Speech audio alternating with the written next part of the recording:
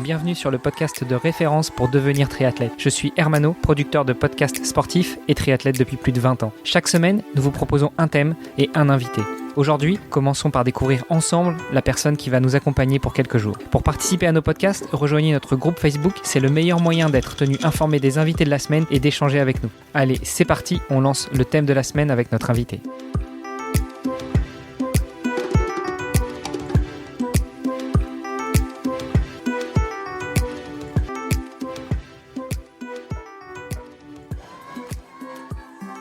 Salut les sportifs, c'est Hermano et vous êtes dans un nouvel épisode du podcast Devenir triathlète. Pour co-animer cet épisode avec moi, il y a toujours Olivier de Scooter, le fondateur de la marque Ohana. Salut Olivier. Salut Hermano. Cette semaine, nous recevons un jeune triathlète qui espère devenir grand, à savoir Sam Ledlow. Salut Sam. Salut et merci pour l'invitation. C'est un plaisir. Alors je dois bien dire que ton manager nous a contactés et en général on court après les invités, mais là quand c'est un invité qui court après nous, ça nous a fait plaisir aussi, donc on t'a invité avec plaisir. Non, je pense que c'est important. Enfin, justement, là, c'est depuis Grande Canarie en fait que j'ai ce manager qui fait justement ça. Et au point où j'en suis dans ma carrière, c'est aussi important de créer un peu, je vais pas dire le buzz, mais de monter sa propre marque, quoi, et de faire apparaître mon nom, parce que voilà, je suis pas non plus un fraudéno, quoi. Donc pas tout le monde me court après. Pas encore. Du coup, tu dis que tu es un manager. C'est quoi alors ? Parce que c'est pas ton coach. C'est un manager qui gère ta carrière sportive, c'est ça ? Ouais, c'est ça. En fait, il gère tous les à côté, parce que au final, on aime bien se dire que les sportifs de haut niveau, c'est juste nager. Enfin, en tout cas, le triathlète de haut niveau, c'est juste nager, rouler et courir. Mais toutes les autres courses, il y a eu tellement d'à côté, quoi, que ce soit des appels, essayer de gérer les sponsors, les petits trucs comme avoir les logos aux bons endroits ou écrire des articles pour le site internet. Il y a tellement de petits à côté, donc il essaie de gérer le plus possible. Et puis c'est aussi pour, d'un certain côté, en fait, en tant qu'athlète, toi, quand tu approches un sponsor, t'as pas vraiment envie de négocier ou de dire, écoute, donne-moi ça, moi je suis hyper bon. Donc d'un autre côté, tes cartes t'encombrent pour que le manager fasse ça, et c'est juste une tâche de moins à faire ou plein de tâches de moins à faire. Donc non, mon coach, ça reste mon père. Et là, en fait, ouais, là, j'ai un manager allemand qui travaille avec moi et j'en suis super reconnaissant. Ouais. Ok, super. Mais c'est pas le cas de tous les triathlètes professionnels. Qu'est-ce qui a fait que toi, tu as choisi de prendre un manager ? C'est toi qui as voulu, de manière proactive, qui a été chercher un manager, ou bien tu as été contacté, on t'a proposé ? Comment ça se passait ? Non, du tout. En fait, c'est après Grande Canarie, quand je suis tombé et que j'étais en train de mener la course et tout ça, que j'ai eu deux personnes qui m'ont contacté, et au final il y en a un en qui je faisais plus confiance que l'autre, et avec qui on avait déjà eu des relations. Mon père en fait l'entraînait et l'entraîne toujours d'ailleurs, et du coup voilà, c'est pour ça. Lui en fait il était manager, même pas dans le domaine sportif mais dans le domaine musical, et voilà, là maintenant il se jette dans ça, et c'est bien aussi d'avoir une autre approche, quoi. On a une tradition dans ce podcast, c'est justement de donner la parole à notre invité dans le premier épisode pour se présenter.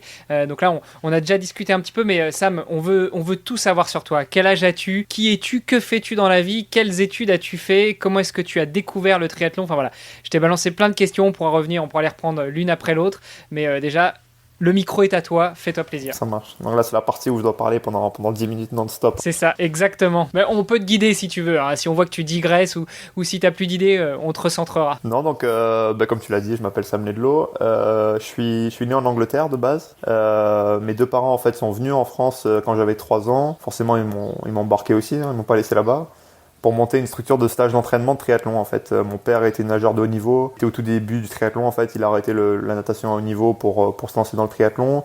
Et puis très vite, il s'est retrouvé entraîné. Donc voilà, on est venu en France. Et à partir de là, en fait, on a construit notre business petit à petit. C'est une entreprise familiale. Ça s'appelle le Sanctuaire Sportif dans les Pyrénées-Orientales. Et on accueille des stagiaires de partout du monde, en fait. Et c'était pour moi une expérience de dingue, parce que je voyais des gens au quotidien, partout, par différentes cultures, tu vois, je m'entraînais avec eux, quand j'étais pas à l'école, et pour moi il y avait pas mieux, en fait. J'ai vu de tout, en fait, et j'ai appris de chaque personne qui est venue par cette structure, et donc voilà. Après je suis très vite parti de la maison, en fait, parce que très jeune, dès l'âge de 10 ans, j'avais en tête que je voulais gagner Hawaï, en fait, et je sais pas si c'est une chance ou quoi, mais d'être un peu têtu, d'avoir eu ce rêve, et que mes parents aussi soutiennent ce rêve. Mais voilà, donc j'ai jamais vraiment dévié de ce rêve. Tu as dit à 10 ans, c'est ça? Ah ouais, je pense même avant, je dis 10 ans parce que, mais ouais, déjà à 8 ans, je m'en souviens, je regardais Hawaï à la télé le soir, je faisais des nuits blanches chaque fois qu'il y avait Hawaï, quoi. Donc ouais, et à 13 ans, j'étais déjà décidé de partir de la maison pour aller à l'internat à Formeux pour faire un peu plus de sport, quoi. Et ensuite, j'ai passé 3 ans là-haut et vraiment, Formeux, c'était des super années et je conseille à tout jeune ou tout parent qui écoute d'envoyer leur gosse là-haut en sport-études. Pour moi, il y avait un super équilibre en fait entre le sport, en tout cas dans ma section, en section triathlon, il y avait un super équilibre entre la quantité de sport qu'il y avait et les études. Ils n'étaient pas non plus à nous pousser, on faisait peut-être je sais pas, 8 à 12 heures de sport par semaine et on faisait un peu moins de cours du coup, mais vraiment c'était sûrement les meilleures années de ma vie et ensuite en fait suite à quelques podiums nationaux j'ai été sélectionné par les Pôle France à Montpellier, enfin au Pôle Espoir pardon, et là du coup je m'entraînais avec Cassandre Beaugrand, avec Léonie Perriot, Émilie Morier, Louis Vitiello, donc il y avait des beaux noms là-bas et pareil à Montpellier en fait il y a le pôle mais il y a aussi le club, donc et pas mal de triathlètes internationaux s'entraînent là-bas.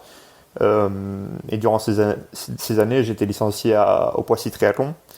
Et en fait, durant ces années, au final, je me suis un peu naturellement guidé vers le court distance, vu que ça marchait bien avec Poissy, vu que j'avais même gagné une Coupe d'Europe junior. Et du coup, ouais, en fait, j'avais jamais vraiment. En fait, tout ça, c'était un peu du bonus. En fait, j'aimais bien. Fallait prendre l'expérience sur D1 déjà à 14-15 ans.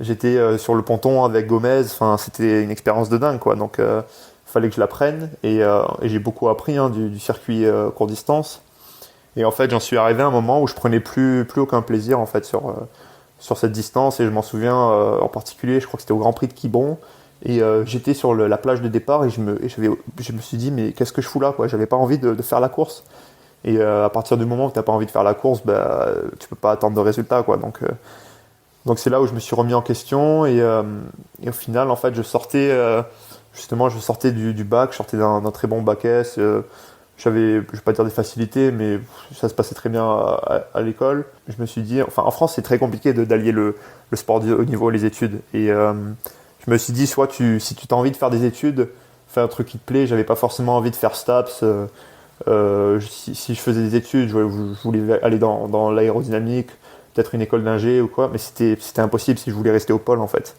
Et du coup au final en fait je m'étais blessé et j'avais un peu perdu espoir et du jour au lendemain j'ai tout arrêté.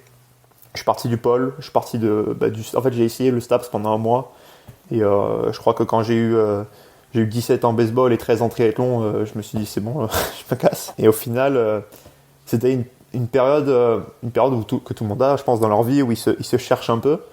Et moi, j'ai eu la chance de l'avoir, j'estime, assez tôt, en fait. Et je me suis dit, j'ai vraiment failli arrêter le triathlon à cette période, en fait. Et je me suis dit, de toute façon, si tu as envie d'accomplir ton rêve, il faut que tu t'entoures de personnes qui croient en toi, en fait. Et le problème, c'est qu'à Montpellier, t'avais plein d'athlètes qui étaient super talentueux. Et en fait, du coup, t'avais tendance, en fait, à non seulement t'entraîner comme eux et tout, à faire les mêmes entraînements, mais un peu à perdre espoir parce que forcément à chaque entraînement tu avais des mecs qui étaient meilleurs que toi, donc pourquoi toi tu serais champion du monde, tu vois. Donc et forcément du coup moi niveau talent j'estime que je suis pas le plus fort. Il y a des mecs qui ont toujours couru plus vite, qui ont toujours nagé plus vite et du coup je perdais un peu espoir et je me suis dit au début les seules personnes qui croient vraiment en toi c'est tes parents et du coup au final je suis rentré chez mes parents à 19 ans et à partir de là en fait j'ai demandé à mon père de m'entraîner parce que jusqu'à présent il m'avait jamais entraîné.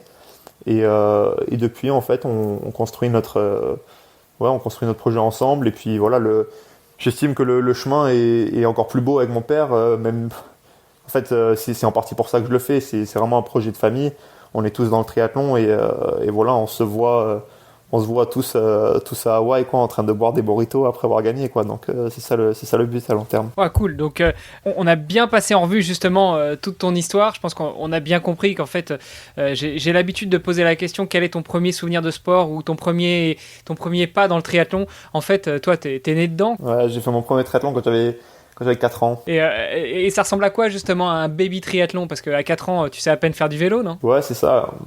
Après, je crois, normalement c'est 6 ans, je crois. Enfin, la plus petite catégorie, je sais pas si c'est mini poussin ou quoi.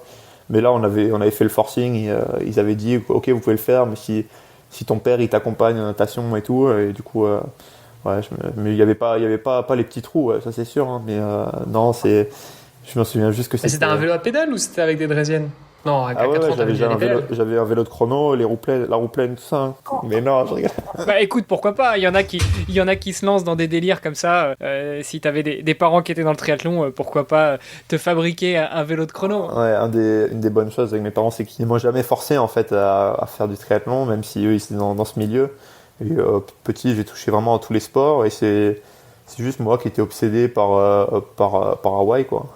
Et du coup, c'est venu petit à petit, mais non, j'ai fait du judo, du foot, de l'handball. Enfin, j'ai vraiment tout fait. Donc, et je pense que c'est super important que les gamins ils se laissent une marge de progression et que petit ils testent un peu tout pour savoir ce qu'ils aiment, quoi. Donc du coup là on l'a bien compris, tu avances dans ta pratique du triathlon, un peu moins sur l'ultra court, un peu plus sur le mi-long, le long. Quel est justement ton domaine d'expertise, pour ainsi dire? Je pense que mon domaine d'expertise c'est, je sais pas, c'est juste le fait de croire en mon projet. Hein. Je dirais pas que en fait c'est pour ça que ça marchait pas sur course, c'est que j'y croyais pas forcément en fait.